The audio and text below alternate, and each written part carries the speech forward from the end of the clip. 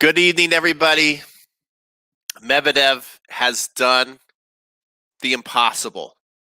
He has broken through that iron curtain held for so long by Roger, Rafa, and Novak. And he is a major champion, U.S. Open champion. Got to give the guy a lot of credit. And from start to finish, completely outplayed Djokovic.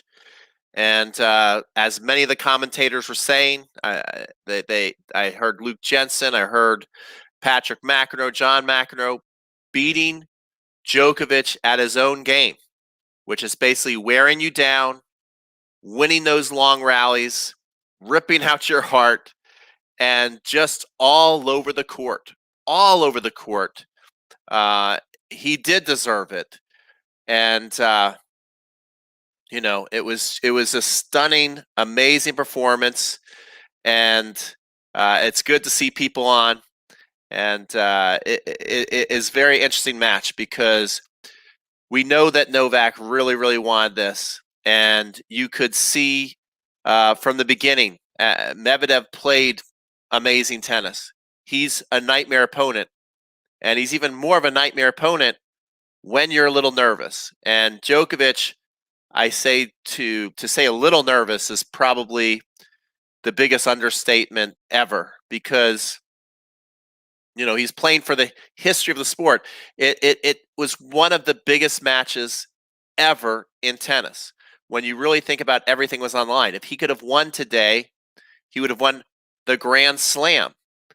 Rod Laver sitting right there. No one had done it since Rod Laver. 1968, 69. I forget if 68, 69, but it's been a long, long time. And not only if he would have won, he would have had the Grand Slam, he would have the most majors of all time.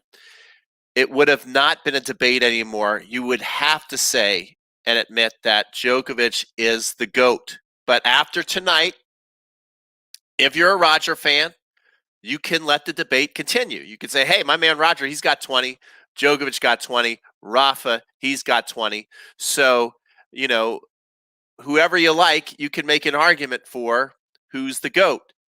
Kind of interesting that Medvedev, after he won, of course, it's easy to say when the person's right there and you're feeling so great and you want to throw the guy, your opponent, a little bone, a little bit of praise. And we know that always goes over well with the crowd. But he said, I've never said this out loud before, but I believe that Djokovic, you are the GOAT. You are the greatest. So, that's my first question of this live broadcast. What is your reaction to this match? What does this mean for the game of tennis? Have we now seen the official changing of the guard? Or was it just a matter of Novak playing a grueling season? Yes, he has won 27 Grand Slam matches in a row, but it wasn't easy in Paris. It was it 2 or 3 matches he was down 2-0? I know Musetti, and in the finals against Tsitsipas, and I think there might have been another match where he was in trouble, and he came back and he won that. Then you got to turn around pretty much a week or 2 later, and you got to win Wimbledon, which again, that one went a lot easier, but still a lot of stress. Every match you win, there's more and more stress. Then he goes right over to the Olympics. That turns out to be, he says he's proud of it. He says he's glad he did it. Wouldn't trade the experiences for anything. But let's face it, that was a disaster. He didn't win. He didn't even medal. He got exhausted. He was mentally and physically beat up, and then he also had a temper tantrum, which made him look bad. So, the Olympics, as I called a long time ago, didn't think it was a good move. I don't really think it affected tonight's match. I really don't. I think it was all about the physical matches leading up to tonight. Tonight was not easy for Novak going into the match. He had a lot of matches at the U.S. Open where he lost a set. It's like he was enjoying getting punched in the face to start matches, getting down a set, a break, and then he got better and better and better. But I think that took his toll. He lost the set against Brooksby, lost the first set, 6-1. And then that was a battle in that second set, and then he ran away with it. Berrettini, very physical match. Lost the first set, 7-5. Lost the first set to Alexander Zverev, who is also playing amazing tennis. Zverev is this close, just like Medvedev is this close to breaking through and winning a major. So hopefully Zverev can keep going, maybe be inspired by tonight's performance by Medvedev. And that was everything. Novak needed everything he could do to get through and win that match. And then Medvedev is just, if he's playing well, especially on hard court, he is a nightmare opponent. You cannot go into the match tired. You cannot go into the match nervous.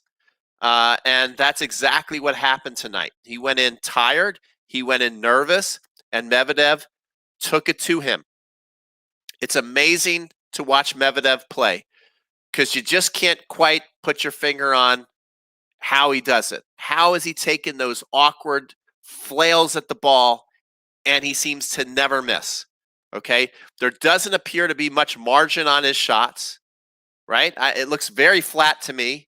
It'd be interesting. I did see him play live, but I was up high, so I couldn't really see the net clearance. But when you're watching on TV, it looks like those things are on a dime, just going through the court, very flat. But it's a very consistent ball. He does not miss barely at all. You can win some battles by serving and volleying. Everybody's like, "Whoa, why don't you just serve and volley?" Yeah, you can win some points. It's a good tactical play, but can you do it for him for 3 sets? Can you serve and volley against him in 3 sets on the surface these days? I don't think so. Djokovic was the one. Lots of times Djokovic gets to play like Medvedev, being the one who just reacts to the aggressor. And then wearing your opponent down, hitting passing shots, making them take all the risk. That's exactly what Medvedev did tonight. Is Djokovic, it became apparent to him that I think what he thought is, I'm too nervous to win these rallies. I'm losing these rallies, and I've got to change it up. I can't play my normal game. I can't go in Djokovic lockdown mode. Djokovic lockdown mode, very weird to say, not good enough against Medvedev tonight. He had to change gears and do other things, or at least that's what he thought he had to do. Maybe he didn't need to do all that. Maybe he tried to do too much, but he was trying to do different things, and it was just too much outside his comfort zone. And if you make one little mistake against these players, against these really good players, if you don't hit the volley good enough, they light you up. And also Djokovic, you could tell the nerves in that Medvedev, whenever Medvedev seemed to make a mistake in the match, poor drop shots, easy to get drop shots, Djokovic would run on up and miss a lot of easy balls. If Djokovic could have taken that one point, I think the most crucial point in the match, that if there was any prayer of turning it around, was after Djokovic lost the first set. After he lost that first set, and then they came back and he had a break point. They were on serve. He had a break point, love 40, bad drop shot, and he came up and he played it safe and chipped it deep. Medvedev passed him down the line. If he could have that look over again and have a clear mind, he could have come over the ball and probably hit a winner right down the line. Instead, he chipped it cross court. The line was wide open. In many respects, that was the match. In many respects, that was the match. Okay, guys, let me hear what you guys are saying. Now Medvedev is GOAT. Winning one match doesn't make Medvedev GOAT, but Medvedev, you got to give him credit. He deserves it probably more. He deserves it probably more than any other next gener, whatever you want to call them. He deserves it the most. He got to the U.S. Open final, lost to Rafa in 5. He got to the Australian Open final. He lost to Djokovic, a red-hot Djokovic. That was kind of a beatdown. Tonight was kind of payback. And then he did it again. He got back to the finals. And, he was so hot going in the tournament. He won Canada. I got to watch him in Cincinnati, where he lost, I think, in the semifinals to Rublev. And then at the U.S. Open, let's face it, the dude did not struggle at all. Look at all his scores. He went through pretty seamlessly. And again, tonight, not really challenged on the scoreboard. He was challenged mentally, but when you look at the scoreboard, didn't look very close. So let's see what you guys have to say. Lots of comments, lots of opinions on what's going on. So let's see here. I'm going to start with, Leach says, when did Joker cry? So yeah, that was an interesting moment. Very touching moment. Djokovic, he was down 5-1. He brought it to 5-4. The crowd was cheering. They were going nuts. They were screaming for Djokovic to come back. And on the changeover, Djokovic smiled and gave him a fist pump. He liked that. Then he took his towel and he started to sob uncontrollably. And so that just right there showed you how much emotion, how much pressure had been building. He basically let it all out in that moment. I think he was touched that the crowd was rooting for him. You know, for years, he has been third fiddle to Roger and Rafa with the fans. You know, really, I've been saying it for a long time. I've been saying for the longest time, I think Djokovic is the GOAT. The guy has dominated since about 2010, 2011, all the way up to 2021. But we know as far as crowd favorites, it's been a little awkward. We've seen Djokovic do some amazing things, and yet the fans don't seem to appreciate him. Tonight, the opposite. They were on his side. They were in his corner. And as Jimmy Arias was commentating, he said maybe that was another thing that made him a little more nervous. He doesn't quite get to have that feeling a lot, to where everybody's on his side. Everybody's wanting him to do well. That could have added to the pressure. That was a new element for him. Of course, he's heard cheers. Of course, he knows he has millions of fans. But to have it be to where everybody's urging and willing you to win, and you feel that everybody wants this for you, that could have added a little more pressure. And it was kind of interesting. At the end of the match, he said how special it was. And I kind of have mixed emotions about him saying that. As someone who really likes him, I kind of feel like, you know what? The fans have been so bad to you. They don't deserve your love. You don't, to say that this is the most special thing that they finally cheered for you. You've been playing on the tour for nearly 20 years. You've given your heart and soul to this game. And, they finally give you a little bit of love, and you're gushing over them. I really, let me know what you guys think. I didn't like the fans at all tonight. I just don't, I just don't like big crowds and the way that they can sometimes behave. It's one thing to cheer for Djokovic to come back, and I'm glad that Djokovic got all that love, but I don't like the way it came. Medvedev's trying to win his first Grand Slam, and you have all these people booing him, cheering for him, double faulting. The chair umpire basically gave up. He knew he was fighting a losing cause. He basically gave up on trying to tell the fans to be polite and stop screaming as Medvedev's going to serve. Total lack of class. Wasn't impressed. It was embarrassing to watch for me. Didn't like it as an American watching. It's like you're a host, right? You're a host. You have two players, one from Serbia, one from Russia. They're here playing biggest moments of their life, and you're there booing and clapping and cheering for double faults. It's like, and then they have to get up after you do that to them.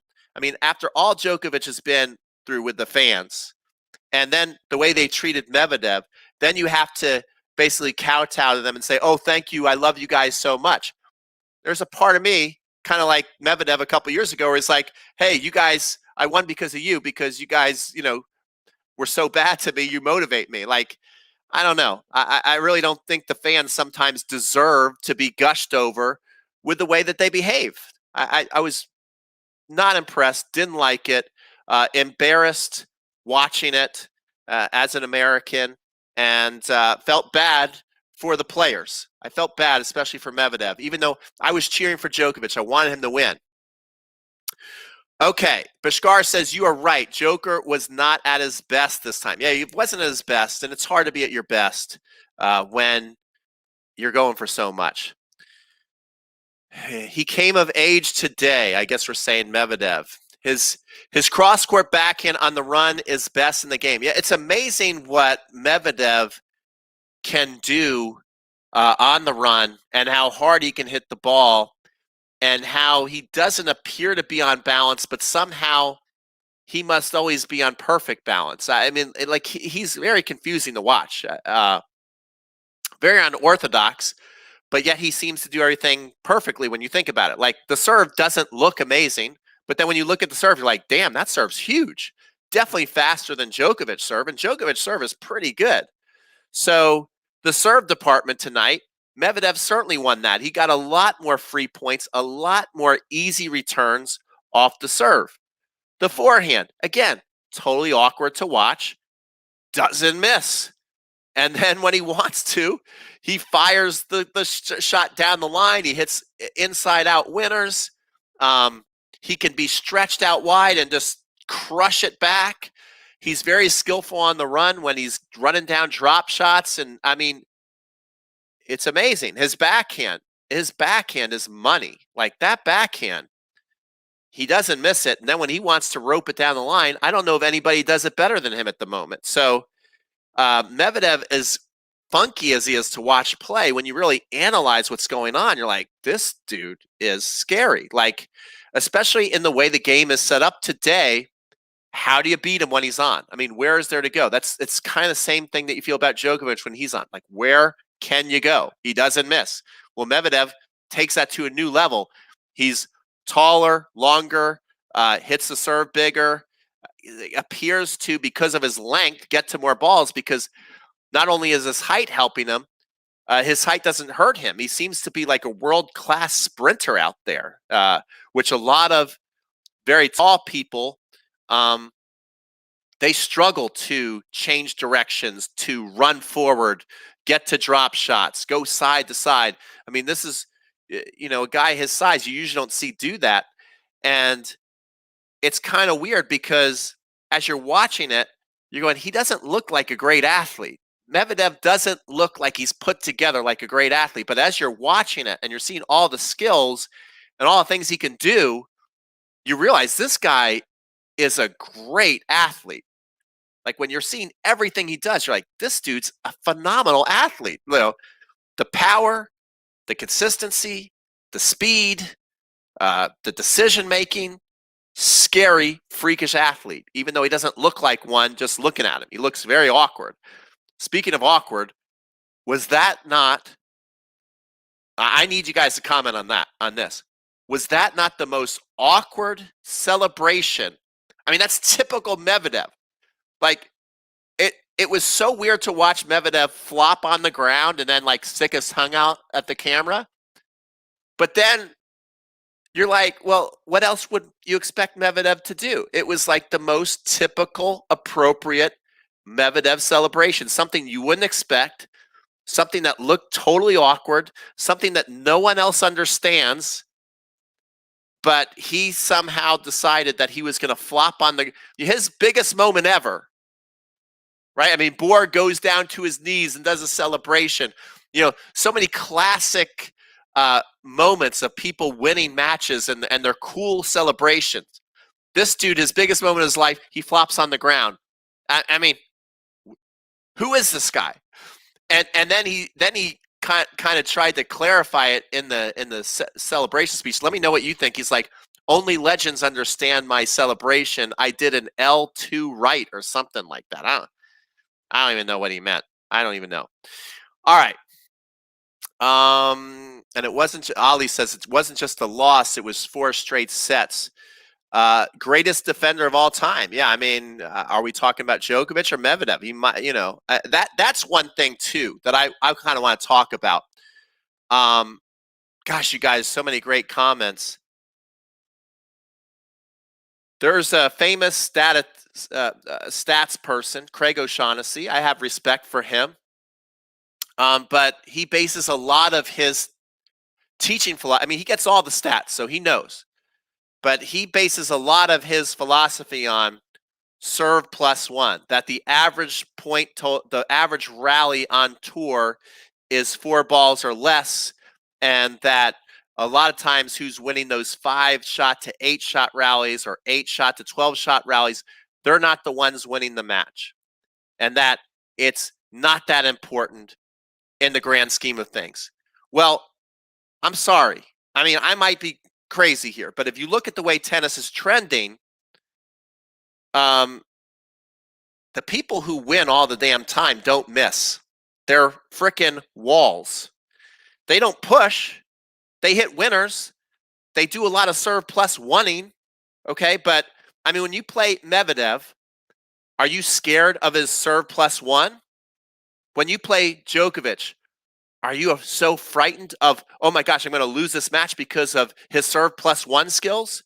When you play Rafa, are you going, oh, I hope he doesn't kill me with his serve +1? No.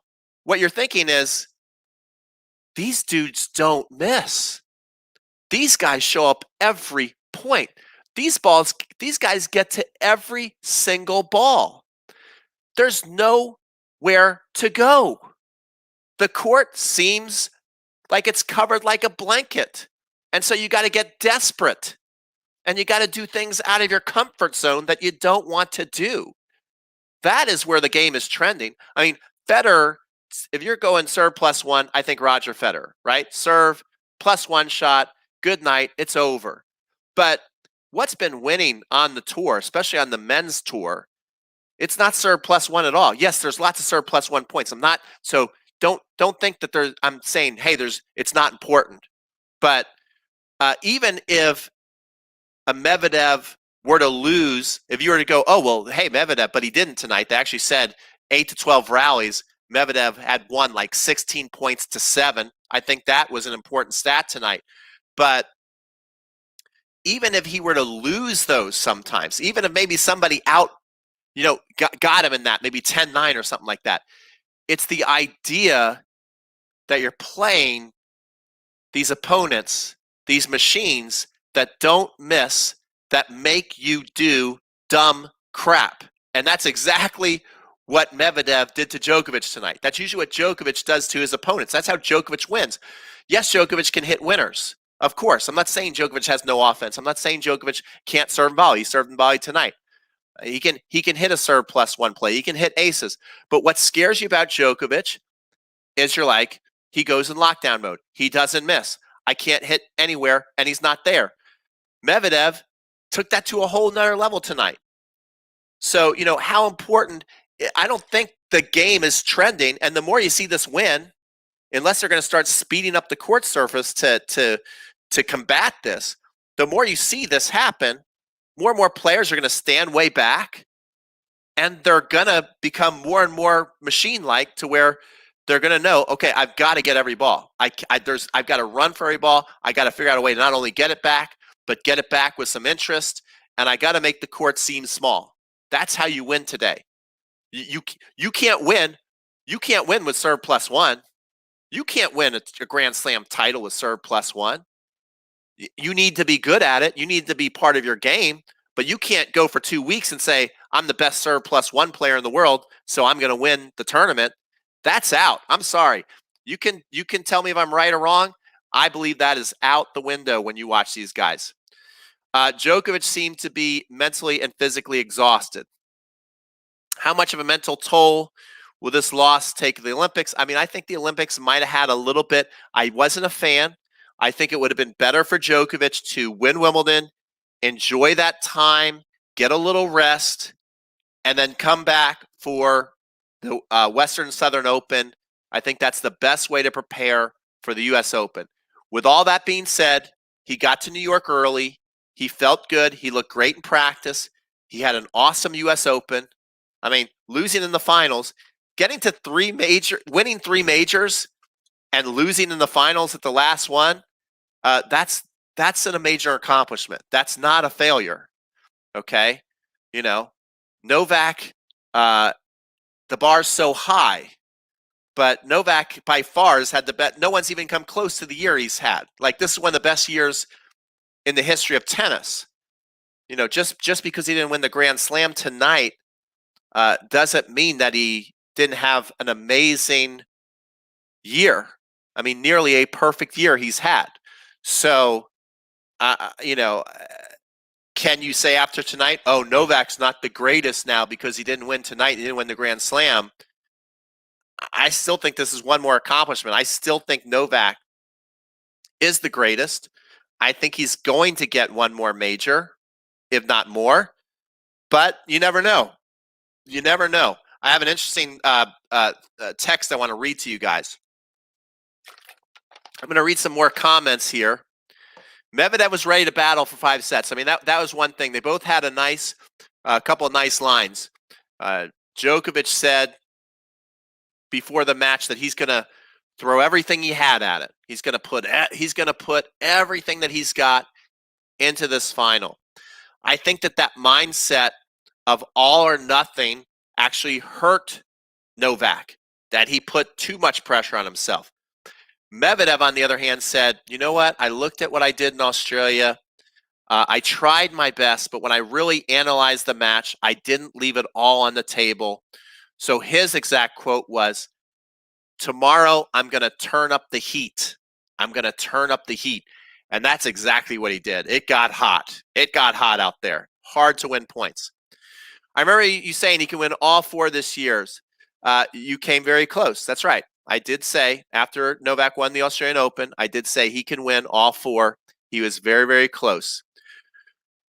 U.S. crowd is like animals. Yeah, I was not impressed with the crowd. I don't think that they deserve to get the gushing from the players all the time. I think you earn respect, and I don't think that the New York fans tonight earned respect. I thought they were very disrespectful. I didn't like it. I don't like to see a player in the biggest moment of their life where the crowd, you can't quiet them down and you're cheering for double faults. That's not the way to have your player that you want to win come back. Didn't like it at all. Why do I think Novak went for so much serve and volley? I think Novak went for so much serve and volley, like we're talking about, is Medvedev takes Djokovic's game to the next level when he's on, and the game is there's nowhere to go. So you've got to start thinking, I can't beat this guy from the baseline. I need to create some different looks. He's standing way back by the fence. Maybe I can hit a nice angle serve, get in close to the net, put the ball away, hit some winner volleys, make him miss passing shots. That's what Medvedev does. And fortunately or unfortunately, I mean, it's all what you like to watch. It is a little frustrating for me as somebody who likes to see a lot of variety in the game, that the way the technology set up in the racket, that the condition these guys are in, that the courts, the way they're all the same speed, and so players can get so used to the speed of the court. It takes a miracle to win on coming to the net a lot. Because if you don't hit it perfectly, the way the game's set up today, they light you up. There's no way that a player with a wooden racket would be able to consistently stand back by the fence and be able to go on the run and flick his or her wrist, and hit winners from way back there. The rackets just didn't have that kind of life in them the way they do today. So, but that's what happens today is, you can hit a pretty damn good approach shot. Your opponent can run, get their last second, flick the wrist, and hit the ball 90 miles an hour by you.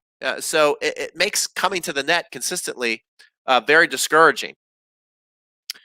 But you're going to get a lot of great rallies, I'll tell you that.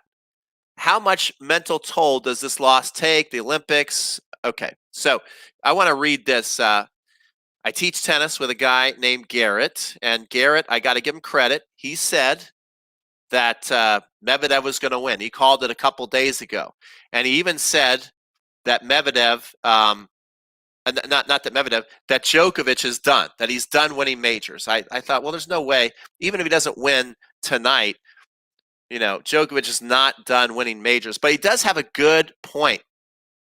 He said, Medvedev just took it to him, and he's done. Ha ha. I'm telling you, mentally, that destroyed him now. So this was an exhausting year for Novak. And he is no spring chicken. Sometimes we just take it for granted that Roger, Rafa, and Novak can go forever, that their tank is unlimited, that they have unlimited opportunities to win, that they'll always be back, that they'll always be at the very top. But this was so exhausting. You could see it on Novak's face before he cried, before he broke down. You could see this. You could see the stress before he got to the finals. You could see the way he breathed. Like, it wasn't a relaxed breathing. It was a very, like, have you noticed this throughout the U.S. Open? He's been breathing, and it's looked tense. It's looked stressful. It looks like, he always likes to act like he's enjoying things, and he loves to live in the moment. But he's looked stressed these 2 weeks, and he says that his motivation has never been higher, but the bubble has been burst. He's been knocked off the hill in a big way, and now he's got to dust himself off and figure out how to get motivated again to train and how to sacrifice and run sprints and be so disciplined with his diet. And he's got a family, and I mean, at what point do you go, I'm just freaking tired, man, I need a rest, I can't stay at this level? I mean, these guys, the way they do it, it's like if you're in the gym and you always have the treadmill at level 10 and you never get a rest. That's what they're trying to do all the time, and somehow they can do it. He can go head to head with Medvedev on the baseline. Yeah, Francisco, Djokovic can go head to head with Medvedev on the baseline, but they're both so good on the baseline that I think, unless they're both playing their very best, it's who's ever playing that better that day. There's lots of people Djokovic could play, and Djokovic isn't playing his best from the baseline, and he could still beat them from the baseline. But if Medvedev's playing well at the baseline and Djokovic isn't playing well at the baseline, Medvedev's going to beat him almost every time.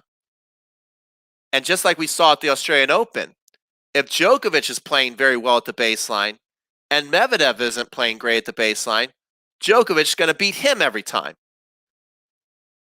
So Djokovic tonight, because of nerves, maybe fatigue, the moment, there you go. Medvedev played better from the baseline, and if there's a clear advantage from the baseline, you're not going to beat Medvedev. Same thing goes for Djokovic. I think the U.S. Open fans appreciate the history of the occasion too. Okay, yeah, they do, but do they have to boo? Do you have to boo somebody when they're serving and make noise? I don't think that's respecting the history of the game. I'm sorry, I don't agree with that. The question now is, of the big three, who will win the 21 first? I mean, that's still major advantage. It does make a 2022 year very interesting because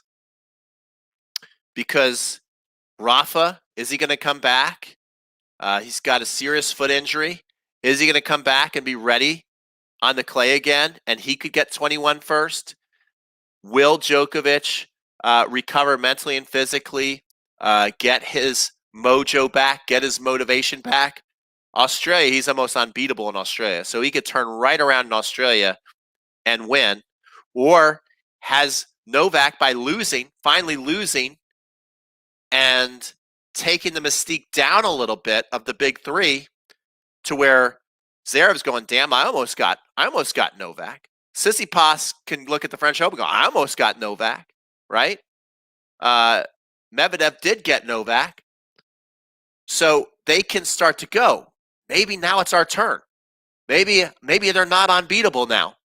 Maybe it's our time. So by losing tonight, he could have opened the floodgates.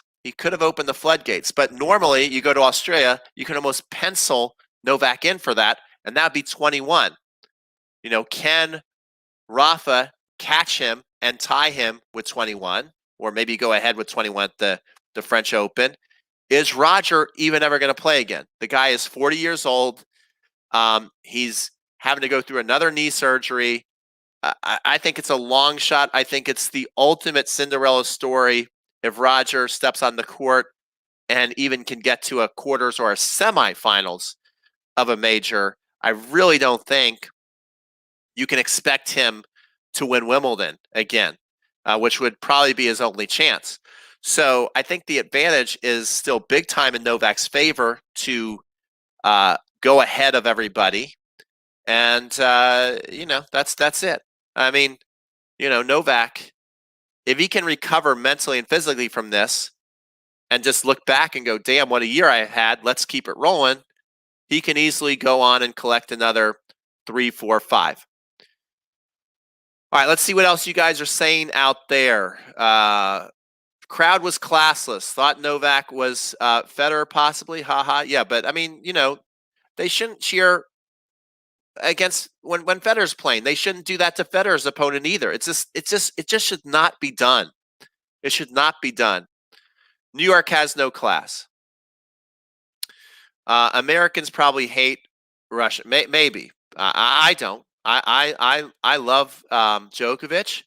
I liked what Medvedev said in the interview on the court. His celebration. I didn't hate it. I mean, I just thought kind of weird, but it's typical Medvedev. Medvedev killed it. He needs to be praised. Absolutely needs to be praised. I mean, Medvedev has been working hard, and he's been knocking on the door, and he's the guy who probably deserves it the most. I think of the next Jenners out there. I don't know. Do we keep calling them next Jenners? I don't know, but if we're going to keep using that phrase, Medvedev deserves it a lot. Tsitsipas is getting close, although the second half of this year was kind of not pretty. First half of this year, amazing. Zverev playing amazing tennis. Rublev's coming on. So there's some players that really are knocking on the door, and they deserve their chance to hold a trophy. How the mental toll, that they keeps putting that same comment. Novak is old. I love that. I mean, what is your point? I mean, he won 27 matches in a row in the Grand Slam matches, and you lose one match. Oh, he's old. Give me a break. Finally, Novak shows he is human. He is the greatest ever, says Donald. Yeah, I mean, I agree with that. As much as I love Novak, super happy with Medvedev that won. Underrated, misunderstood genius, non-cookie cutter. Well, that's true. He definitely is not cookie cutter. He is very unique in every regard. His personality, his strokes. He's kind of hard to understand when you watch him play. I watch him hit a ball. I'm like, this looks really weird. How are they all going in? But they all go in. I don't know. Medi is going to be the future Joker defensive player. That's true. And he's not even the future. He's right here. He's the present. Let's see here. Most of the people at the final don't follow tennis probably. They wouldn't know the etiquette. Well, but you should have some common sense. When you're there, you should have common sense to not be cheering for somebody to double fault. I'm not going to give the crowd any out. What it is, it happens in all walks of life. It's mob mentality. One person starts doing something stupid. You think it's funny or whatever, or you kind of want the same result. You're like, yeah, I want Djokovic to come back and win. I want to create some drama. I'm going to start screaming too. It's okay. The person next to me is doing it. Human nature is not very pretty when we get into a big crowd. We think we can just do whatever we want, and it's okay. And it's not okay. So you should, if you're over 15 years old, which I think most of those people booing him, you should know, hey, you don't start cheering when somebody double faults. You don't start screaming as they want to serve. I didn't like it. It really bothered me. Djokovic is the greatest player, but boring to watch nevertheless. I don't know. That's your opinion. I like watching him. While your mom is calling you, return to the basement. That's a funny one. That's why fans don't like him much. Why don't like who much?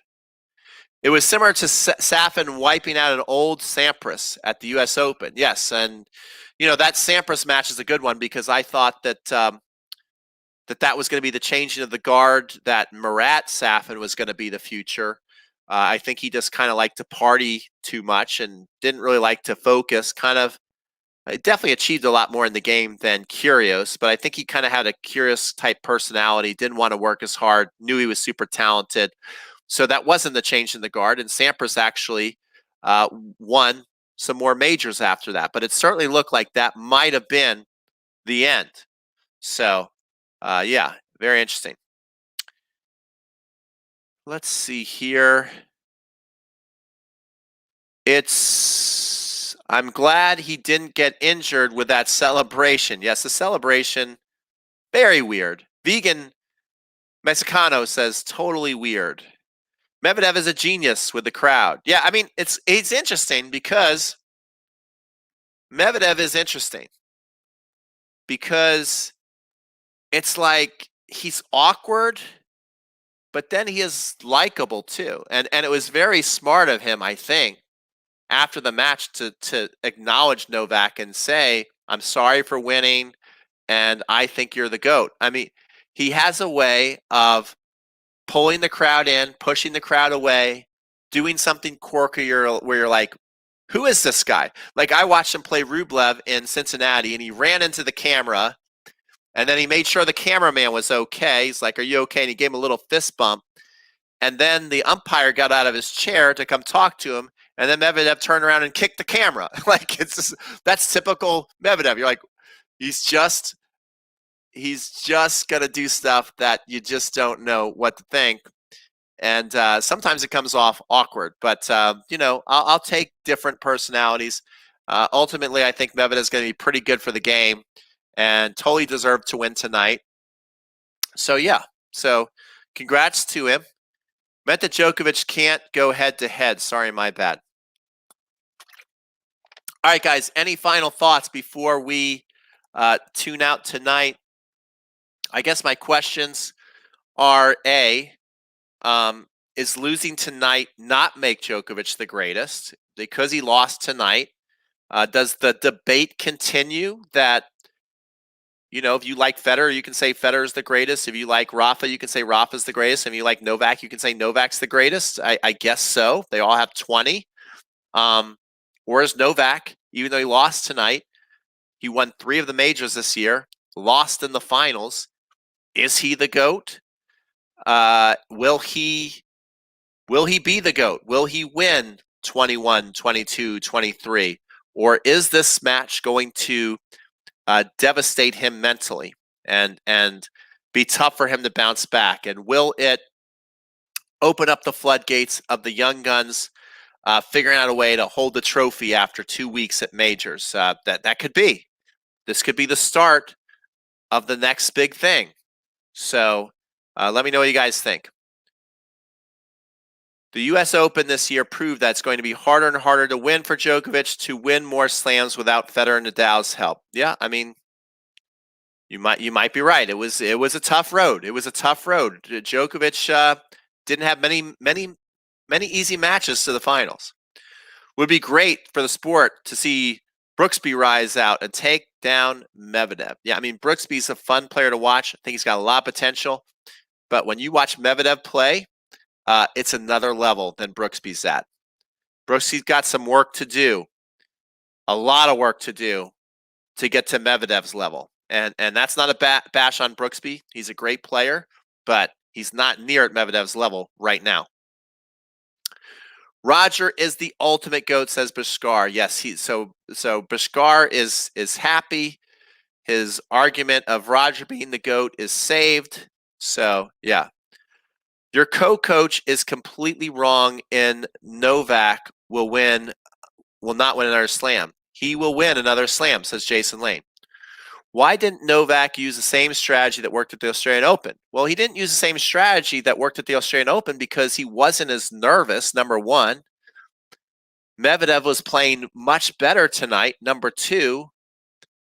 And so you've got to You don't have to. You don't have to, but you feel like you do. You know, that's the ultimate debate. Like, do you have to change your game? Do you have to mix it up, or do you stay with what you do best? Novak tonight didn't stay with what he does best. He didn't decide to go over and over again, toe to toe, go in lockdown mode. He was trying to force the issue, come to the net, go for more winners than he's used to.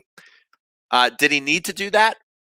I don't know. But when you're out there and you feel your opponent, they make you feel like you do.